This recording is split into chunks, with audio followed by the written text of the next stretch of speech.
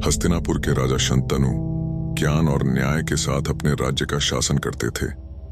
एक दिन जब वे चमचमाती गंगा नदी के किनारे शिकार कर रहे थे तो उनका सामना एक अद्वितीय सुंदरता वाली महिला से हुआ। वह स्वयं गंगा नदी की देवी थीं। उनके रूप से मोहित होकर शंतनु ने उनसे विवाह का प्रस्ताव रखा। गंगा मान गईं, लेकिन एक शर्त के साथ। वह उनके किसी भी पुत्र को जन्म लेते ही नदी में डुबो देंगी, जो एक प्राचीन श्राप को पूरा करना था। प्यार से बंधे हुए लेकिन दिल टूटे हुए शंतनु ने माना।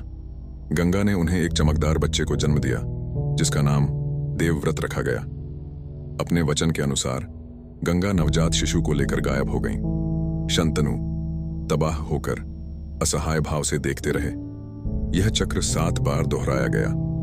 हर बार शंतनु को एक बेटे के खोने का दुख सहना पड़ा, लेकिन आखिरकार गंगा देवव्रत को वापस ले आईं, यह बताते हुए कि श्राप खत्म हो गया है। देवव्रत एक असाधारण शक्ति और चरित्र वाले राजकुमार के रूप में बड़े हुए। उन्होंने युद्ध में उत्कृष्ट प्रदर्शन किया। महान योद्धा अर्षि परशुराम से शिक्षा प्राप्त की। हालांकि उनके जीवन पर एक साया मंडराता रहा, उनके खोए हुए भाइयों का ज्ञान।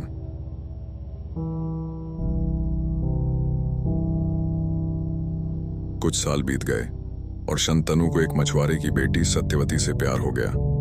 हालांकि सत्यवती के पिता की एक शर्त थी, उनका पहला जन्म लेने वाला पुत्र राजा बनेगा। एक और उत्तराधिकारी के लिए तरसते हुए शंतनु विवाद में पड़ गए। इसी समय देवव्रत सामने आए। अपने पिता के दुख को समझते हुए देवव्रत ने एक भयानक शपथ ली। उन्होंने सिंहासन के अपने दावे को त्याग दिया। सत्यवती के पुत्र को राजा बनाने के लिए आजीवन ब्रह्मचर्य का व्रत लिया। इस शपथ, जिसे भीष्म प्रतिज्ञा के नाम से जाना जाता है, ने उनके जीवन का रुख मोड़ दिया।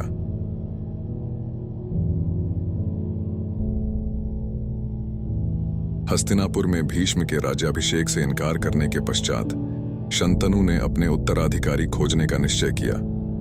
एक भव्य स्वयंवर का आयोजन काशी में किया गया, जहां राजकुमारी अंबा, अंबिका और अंबालिका वर चुनेंगी।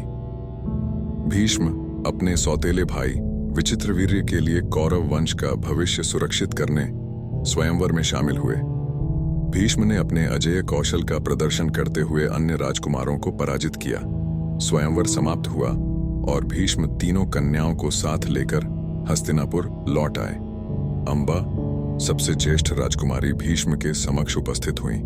उन्होंने बताया कि उनका हृदय सल्व देश के राजा शाल्व पर आया हुआ है और वे उसी से विवाह करना चाहती हैं। भीष्म ने उनकी बात सुनी और राजा शाल्व के पास जाने की अनुमति दे दी। शाल्व ने अंबा को स्वीकार करने से इनकार कर दिया, यह कहते हुए कि भीष्म ने उन्हें स्पर्श कर लिया है, इसलिए अब वे किसी अन्य से विवाह नहीं कर सकती। अत्यधिक दुखी और क्रोधित अंबा वापस भीष्म के पास गईं। भीष्म ने अपने कर्तव्य का पालन करते हुए विवाह करने से इनकार कर दिया। अंबा ने भीष्म को उनके दुर्भाग्य का कारण माना और उनसे बदला लेने की ठानी। अंबिका और अंबालिका विचित्रवीर्य से विवाह करने के लिए सहमत हो गईं। इन विवाहों से क्रमशः धृतराष्ट्र और पांडु का जन्म हुआ, जिन्होंने कुरुवंश की अगली पीढ़ी को जन्म दिया। अंबा ने भगवान शिव की कठोर तपस्या की और उनसे बदला लेने का वरदान मांगा। शिव प्रसन्न हुए और उन्हें यह वर दिया कि वे अगले जन्म में भीष्म का नाश करेंगी।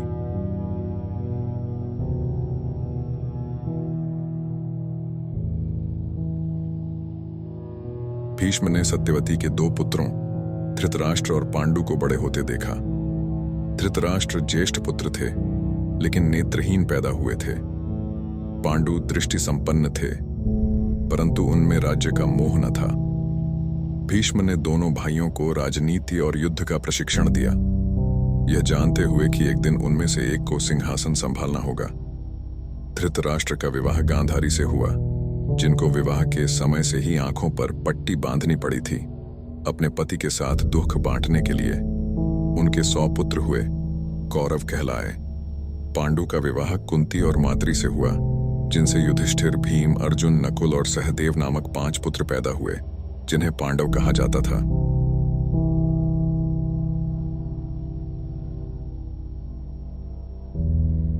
भीष्म ने दोनों परिवारों को न्याय और सद्भाव से पलने का प्रयास किया, परंतु परिस्थितियां उनके नियंत्रण से बाहर चली गईं। धृतराष्ट्र के पुत्र दुर्योधन ईर्ष्या और घमंड से भरे थे। वे पांडवों की प्रतिभा और लोकप्रियता से जलते थे। भीष्म दुर्योधन को सही रास्ते पर लाने का प्रयास करते रहे, परंतु सफल न हो सके। दुर्योधन ने पांडवों को राज्य से निकालने के लिए शकुनी अपने मामा की सहायता से छल कपट का सहारा लिया। एक पासे के खेल में पांडवों को अपना राज्य और 13 वर्ष का वनवास गंवाना पड़ा। भीष्म इस अन्याय को रोकने में असमर्थ रहे, क्योंकि उन्होंने सिंहासन के प्रति निष्ठा की शपथ ली थी। भीष्म पांडवों के निर्वासन से दुखी थे। उन्हें पता था कि दुर्योधन गलत रास्ते पर चल रहा था। हालांकि अपनी शपथ के कारण वे कुछ नहीं कर सके। भीष्म का हृदय कर्तव्य और न्याय के बीच फंसा रहा। वे चुपचाप दुर्योधन के अत्याचारों को सहते रहे, जो आने वाले युद्ध के लिए मंच तैयार कर रहा था। भीष्म के कठिन निर्णयों और आने वाले कुरुक्षेत्र युद्ध के खतरों को दर्शाता है। उनकी निष्ठा का बंधन उन्हें एक असहनीय स्थिति में ला खड़ा करता है। कौरवों के अत्याचार और पांडवों के वनवास के बाद तनाव चरम पर पहुंच गया। दुर्योधन ने पांडवों को उनका खोया हुआ राज्य वापस देने से इनकार कर दिया। इस अस्वीकृति ने कुरुक्षेत्र के महायुद्ध का रूप ले लिया, जिसमें दोनों तरफ के योद्धाओं का सर्वनाश होना था। भीष्म अपनी शपथ से बंधे हुए कौरवों की तरफ से युद्ध में शामिल हुए।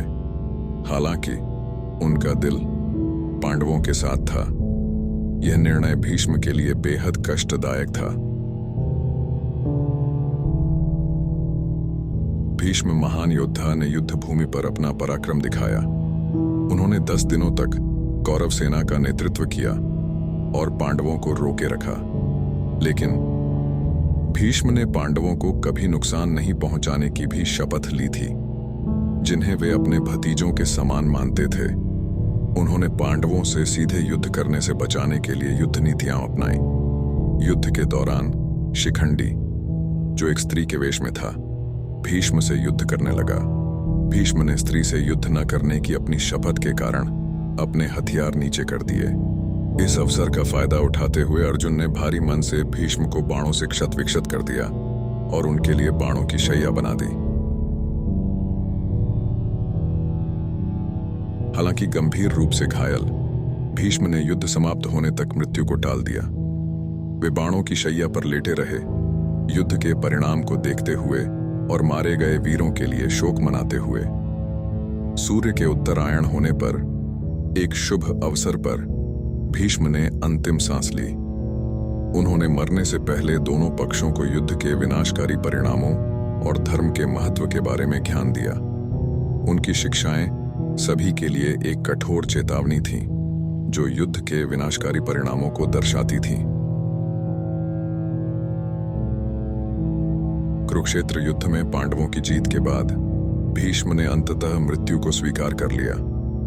उन्होंने युद्ध के परिणामों और मृत योद्धाओं के सम्मान में कई सप्ताह युद्ध भूमि पर लेटे रहे। जब सूर्य उत्तर की ओर चला गया, तब भीष्म ने स्वर्ग की ओर प्रस्थान किया। उनकी अटूट प्रतिज्ञा और अंततः उसके परिणामों का एहसास आने वाली पीढ़ियों के लिए एक किंवदंती बन गई।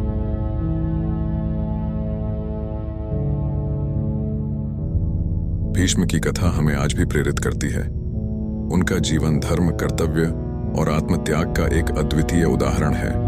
उनकी प्रतिज्ञा, उनकी वीरता और उनकी ज्ञान की विरासत न केवल महाभारत के पाठकों के लिए, बल्कि समूचे मानवता के लिए एक मार्गदर्शिका है। भीष्म का चरित्र हमें सिखाता है कि आदर्शों के प्रति समर्पण और निष्ठा व्यक्ति को महान बनाती है। इस प्रकार भीष्म की कथा उनके जीवन की घटनाओं और उनकी अद्वितीय प्रतिज्ञा के माध्यम से हमें आज भी प्रेरणा और शिक्षा प्रदान करती है। उनकी विरासत एक ऐसी मिसाल है जो युगों युगों तक प्रेरणा का स्रोत बनी रहेगी। इस कहानी को लिखने में हमने भीष्म के जीवन के महत्वपूर्ण पहलुओं को छुआ है, जो उन्हें महाभारत के सबसे अद्वितीय और प्रेरणादायक पात्रों में से एक बनाते हैं। उनकी कथा सदियों से हमारी सांस्कृतिक धरोहर का हिस्सा बनी हुई है और आगे भी रहेगी। जिससे पीढ़ियों को प्रेरणा मिलती रहेगी।